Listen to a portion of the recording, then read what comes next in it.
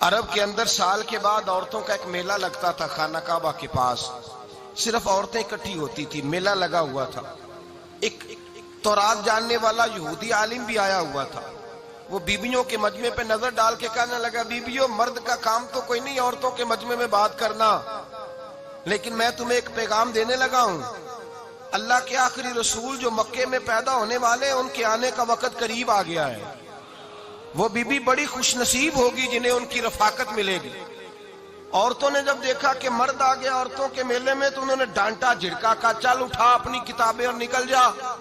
حضرت خدیجہ کہتی ہیں باقیوں نے ڈانٹا پر میں نے بات پلے سے باندھ لی، میں نے پلے سے باندھ لی اور میں انتظار کرنے لگی کہ اللہ کرے وہ نصیب میرے ہی ہو، اللہ کرے مقدر میرا ہی کھلے۔ آپ فرماتی میں تسبیح پڑھتی، درود پڑھتی، میں اس زمانے میں جو اللہ کا ذکر جس طرح ہوتا تھا وہ میں شروع کرتی، اور جب فارغ ہوتی تو میں التجا کرتی کہ اللہ میرے نصیبے کھول دے۔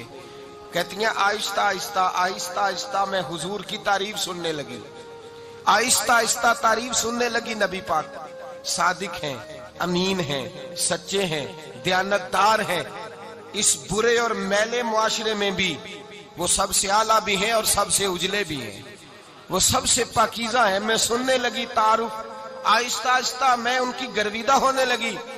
ادھر نبی پاک صلی اللہ علیہ وسلم اپنے چچا جناب ابو طالب کے پاس رہتے تھے، قحط آ گیا، حالات بگڑ گئے۔ حضور سید عالم صلی اللہ تعالی علیہ وسلم سے چچا کہنے لگے بیٹے اگر مال تجارت لے کے شام جاؤ تو بڑا نفع کماؤ گے، ہمیں ضرورت بھی ہے، اور اگر ہو سکے تو ختیجہ کا مال لے کے جاؤ۔ نبی پاک نے کہا چچا میں نہیں کہوں گا کسی سے جا کے، میں نہیں کہتا کسی سے جا کے، جو میرے نصیب میں ہوگا میرا رب خود عطا فرمائے گا، میں نہیں کہوں گا۔ مصطفیٰ نے تو نہیں کہا۔ حضرت خدیجہ رضی اللہ تعالیٰ عنہ کہتی ہیں میں نے خود اپنی خادمہ کو بھیجا، میں نے کہا جا کے پوچھو تو صحیح کہ میرا مال قبول ہوتا بھی ہے کہ نہیں، پوچھو۔ نبی پاک صلی اللہ علیہ وسلم سے پوچھا، حضرت خدیجہ کی خواہش ہے کہ آپ مال لے کے جائیں، حضور نے قبول کر لیا۔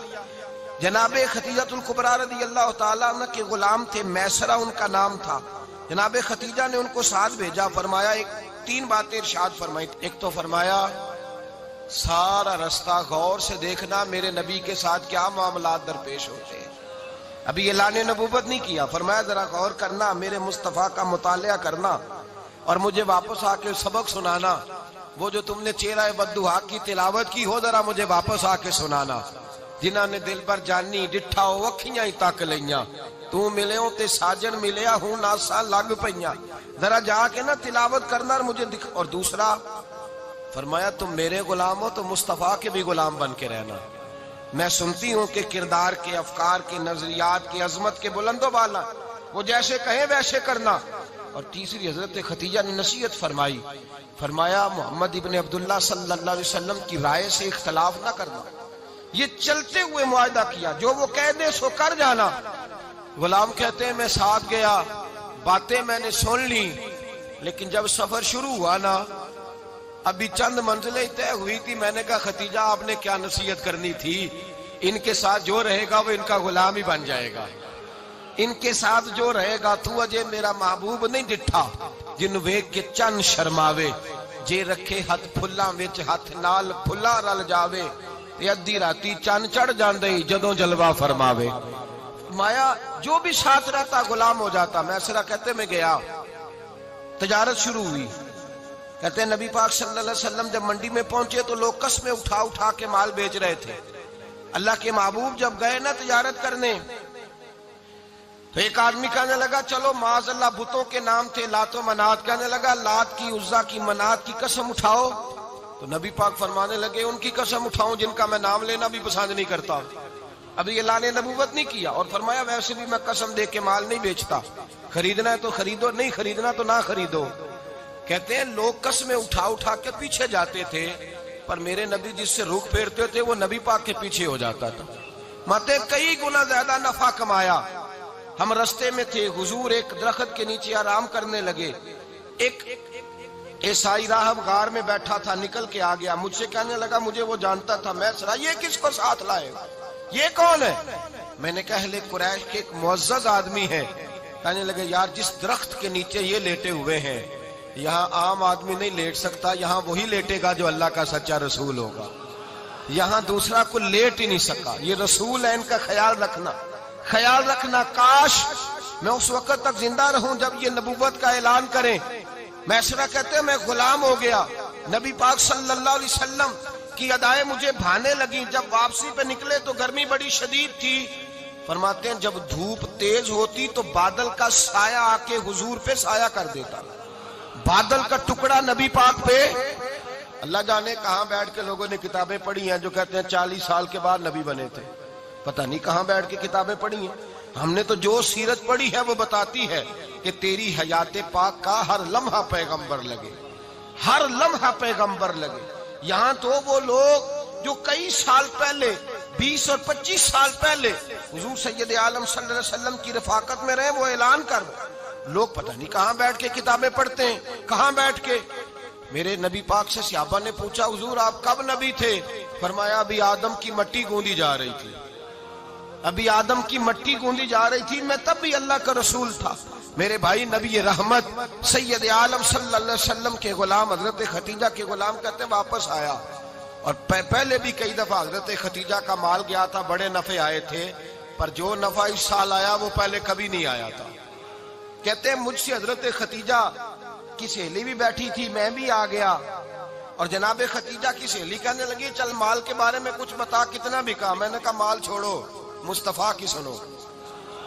اور پھر کہتی چلو ٹھیک ہے، بادل سایہ کرتا تھا، چلو ٹھیک ہے. تم سے راہب نے پوچھا تھا، یہ صحیح ہے انہوں نے تیری سارے رستے بڑی خدمت کی، تیرا بڑا خیال رکھا، پر یہ بھی بتا تجارت کیسے ہوئی؟ تو میسرہ کہنے لگا زندگی میں نے بھی ساری گزار دی ہے، پر اس رسول کے ساتھ 4 دن ہی گزارے ہیں. حد ہو گئی مجھ سے، اور کچھ نہ پوچھو، اور کچھ نہ پوچھو. آ میرے دل آمنہ کے لال کی باتیں کریں، اور کچھ نہ پوچھو، بس ذکر ان کا چھیڑیے ہر بات پر، اور چھیڑنا شیطان کا عادت کیجئے. بس مجھے حضور کے تذکرے بیان کرنے ہیں، ذکر مصطفیٰ کرنا ہے. حضرت ختیجہ الکبریٰ بڑی متاثر ہوئی. کہتی ہیں مجھے درجنوں لوگوں نے پیغام نکاح دیا تھا، پر میں نے سنی نہیں تھی. میں نے نفیسہ کے ہاتھ پیغام بھیجا. میں نے کہا میری عمر 40 سال ہے، ان کی 25 سال ہے، اور میرا احوال اور طرح کا ہے. وہ شہنشاہ ہے، جا کے پوچھو تو صحیح، بھلا میں قبول ہوتی ہوں؟ پوچھو. نفیسہ کہتی ہیں میں آئی تو وہ خاتون جن کے لیے لوگ بڑے بڑے قریش پیغام دیتے تھے، پیغام لے کے آئی. تو رسول پاک نے عجیب رنگ بیان کیا اپنی سیرت کا. جب میں پہنچی میں نے کہا ختیجہ نکاح کرنا چاہتی ہیں؟ نفیسہ کہتی ہے میرا خیال تھا کہ کوئی اور ہوتا تو کرسی سے اٹھ کھڑا ہوگا، فوراً کہے گا اچھا جلدی کرو بات کرو. جب میں نے آ کے کہا نا حضور ختیجہ نکاح کرنا چاہتی ہے، تو نبی پاک نے میری طرف دیکھا، فرمایا وہ کہتی ہے کہ تم کہتی ہو؟ کہا وہ کہتی ہیں.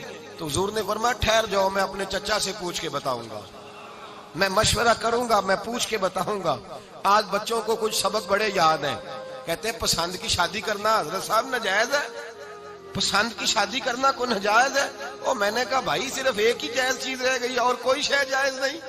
یہ ایک ہی جائز چیز ہے جس کا فتویٰ سارے نوجوان پوچھتے پھرتے ہیں، سارے رانجے بنے پھرتے ہیں، مجنوں بنے پھرتے ہیں، سارے مئی وال ہو گئے. اللہ پاک کو ہدایت کی توفیق عطا فرمائے. سارے اس بری لت کا شکار ہو گئے. او بھائی نبی پاک سوائے خدا کے کسی کے پابند نہیں، لیکن میرے مصطفیٰ نے اپنی امت کو یہ درس دیا ہے کہ جو بڑوں کے شفقت کے سائے میں چلتا ہے اللہ اس کی مدد فرمائے.